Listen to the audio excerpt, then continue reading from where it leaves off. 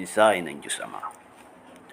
Akong si Ama ay palaging nagmimensahe sa lahat sa inyo, sa mga naturuan ko at pinagtiwalaan ng aking salita. Huwag kayong mag-isip ng masama sa mga mensaheng aking pinagkakaloob sa inyong mga tao,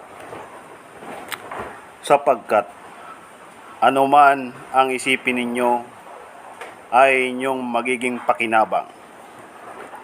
Marami ang nag-iisip kung ito ba'y sa Diyos o sa tao, at hindi galing sa Diyos. Ang inyong pag-iisip at kaluluwa ay galing sa Diyos. Bakit pa pag-iisipan ito? Samantalang ang mga salitang mabubuti at pag-iisip na mabuti ay aking likha. Kung ang katulad ninyo ay nag-iisip at nagsasalita ng masama, ito'y pagsubok lamang sa inyo upang kayo'y patatagin sa inyong mga pananalig. At pagkatapos subukin, agad kayong pagagalingin ni Ama sa pamamagitan ng inyong pagsisisi ng mga kasalanan.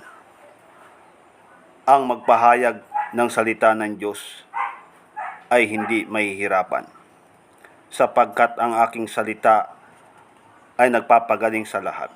Ako si Ama, ako si Ako nga. Ito ang aking mensahe sa lahat ng aking nilikha. Ako nga.